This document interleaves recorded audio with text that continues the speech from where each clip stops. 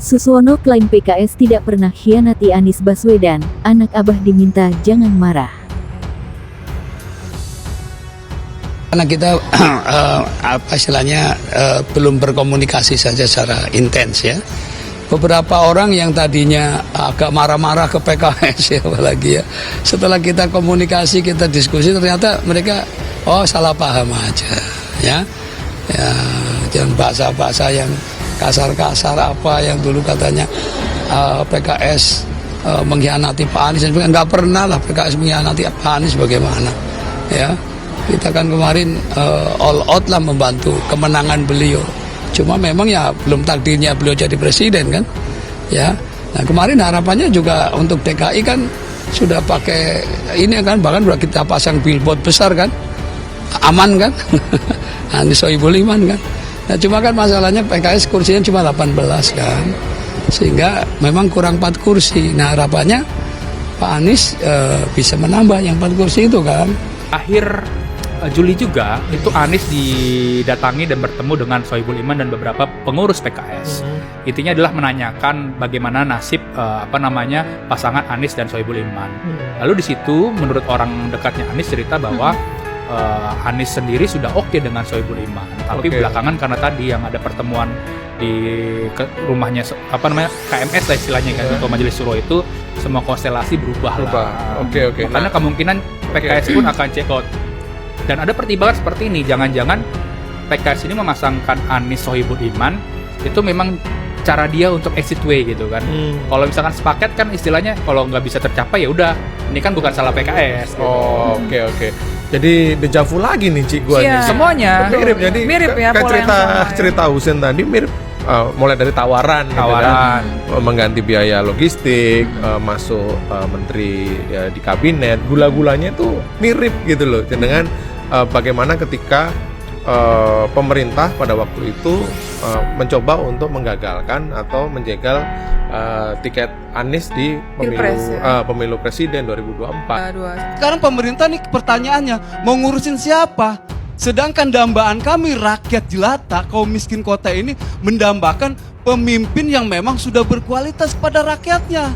Bukan berjanji manis-manis program ini, program itu, tetapi yang sudah diterapkan, yang sudah kami rasakan di sana itu baik pendidikannya, ekonomi mandirinya, itu kami jalankan. Sekarang kami boleh lihat di Huntara, di Pergudangan Kerapu nomor 10 yang dulu kami bangun bersama-sama, dan kami sebagai pendidikan kami itu sebagai warga yang mandiri, di sana miris jadi liar semua. Ada yang mulung, ada yang di proyek, ada yang jadi supir. Padahal kami dulunya petani yang bersahabat, bersahaja, cinta lingkungan. Sekarang kami disatukan lingkungan yang waduh luar biasa Coba pertanyaannya hari ini malam ini mau dikemanakan rakyat?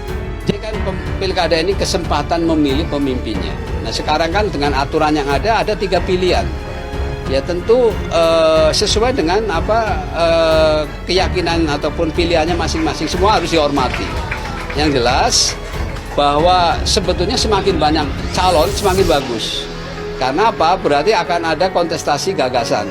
Nah kontestasi gagasan ini yang kemudian rakyat bisa menilai mana yang kira-kira yang terbaik untuk kepentingan masyarakat sendiri ya. Nah, jadi sangat tidak arif lah kalau kesempatan ini untuk memilih pemimpinnya disia-siakan. Kalau menurut saya seperti PKS itu 2009 saya cerita kursinya cuma 11. Waktu itu kursi DPRD DKI 96. Waktu naik kursi DKI jumlahnya jadi 106, PKS tetap 11. Artinya secara pemilih dia berkurang. Persentase pemilihnya berkurang. Pemilihnya sama tapi persentase berkurang. Tetap 2009 11, 2014 11. 2019 dia bisa naik ya dari 11 jadi 16 karena dia dukung Anies di pilkada 2017. Ya, 2017 kan? Ini efek 2017. Ya. 17, 19. Berapa naik kursinya? Jadi 11, jadi 16, naik 5. Kemudian efek 5 ini ya. 2024 ya, padahal Kalau lihat caleg yang 2024 hampir sebagian besar incumbentnya keluar masuk Gelora. Harusnya partai itu hancur. Oh, karena ini Berkurang jagoan-jagoannya. banyak. Jagoannya semua udah pindah. Ini jagoan-jagoan PKS, vote Jagoan getters PKS semua. Jadi yang sekarang jadi itu hampir misalnya staf ahlinya atau apanya dulunya sekarang jadi semua 2024 naik jadi 18. Naiknya cuma 2. Dari 16 ke 18. Jadi juara ceritanya. Naik 2 sih. Artinya 2024. ya, artinya Tapi nggak ini bicara. ada efek Aniesnya besar. Karena ini kesehatan mental politisi kita tuh aneh gitu loh. Oke. Pernah sudah menuduh orang curang, sekarang bergabung dengan pelaku kecurangan. Oke. Kan dulu dia nuduh curang nih. Logikanya nggak masuk lah ya. Nggak masuk. Dulu nuduh sinting, sekarang bergabung membela-belain mati-matian, ya kan? Ini yang menjadi menurut saya masalah kesehatan mental politisi kita perlu dicek juga ini. Iya, iya. Nah ini yang menurut saya sebagai politisi dan juga akademisi, saya sedih gitu loh. Ya makanya saya merasa bahwa apa yang kita bisa beri contoh kepada anak muda kita ke depan tentang berpolitik, yang ada indikasi menggunakan kekerasan. Udah mulai sekarang nih, pasang-pasang badan, ada orang demo diusir-usir sama preman, ya kan? Ya walaupun dia itu bukan saya nggak tahu, tapi indikator ke arah situ nih udah ada 4 indikator utamanya nih. Bagaimana ke depan kalau ini diteruskan maka demokrasi kita akan mati kan? Dengan bergabungnya ke Kim Plus, apakah tidak ada kekhawatiran ditinggalkan para pemilih? Ya. Nah, adapun kaitan bagaimana kita dengan pendukung konstituen kita, insya Allah dalam perjalanan waktu kita akan terus melakukan edukasi politik terhadap struktur kita agar tetap solid, termasuk juga kepada pemilih agar juga paham kenapa PKS melakukan kebijakan yang seperti itu. Konsekuensi apapun adanya, PKS biasa menghadapi segala situasi dengan sistem edukasi yang sangat detail yang akan memasyarakat. Insya Allah PKS akan mendapatkan kemenangan cawakada nasional yang sangat signifikan, insya Allah. Doanya, terima kasih. Bakal calon wakil gubernur Jakarta, Suswono mengklaim PKS tidak pernah mengkhianati Anies Baswedan.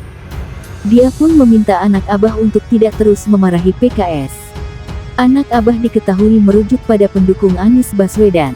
Hal tersebut sekaligus menanggapi gerakan anak abah yang ingin merusak surat suara dengan mencoblos 3 paslon di Pilkada Jakarta. Suswono mengingatkan bahwa PKS sudah total mendukung Anies Baswedan di Pilpres 2024. Namun, ia memahami saat ini belum takdir mantan gubernur Jakarta itu untuk menjadi Presiden RI. Bahasa-bahasa yang kasar-kasar apa yang dulu katanya PKS mengkhianati Pak Anies, nggak pernahlah PKS mengkhianati Pak Anies, bagaimana? Kita kan kemarin all out membantu kemenangan beliau, cuma memang ya belum takdirnya beliau menjadi presiden kan, kata Suswono di Kompleks Parlemen, Senayan, Jakarta, Jumat tanggal 13 September tahun 2024. Tak hanya itu, kata Suswono, PKS juga sudah sempat mendeklarasikan dukungan kepada Anies Baswedan untuk maju di Pilkada Jakarta 2024. Dia diusulkan berpasangan dengan Wakil Ketua Majelis Syuro PKS, Sohibul Iman. Cuma kan masalahnya PKS kursinya cuma 18 kan, sehingga memang kurang 4 kursi. Nah harapannya Pak Anies bisa menambah yang 4 kursi itu. Waktu itu Nasdem juga sudah deklarasi juga kan mendukung Pak Anies. Ya kita sambut gembira itu, waktu itu kan. Sehingga waktu itu muncul aman, jelasnya. Tetapi pada sampai saatnya kita deklarasi tanggal 19 pada akhirnya itu belum terpenuhi untuk mendapatkan 22 kursi, sehingga akhirnya munculnya Ridho gitu, sambungnya. Lebih lanjut, politikus senior PKS itu meminta anak abah bisa menerima penjelasan tersebut. Suswono mengatakan nantinya dirinya akan mulai berkomunikasi mendekati anak abah untuk menjelaskan hal tersebut.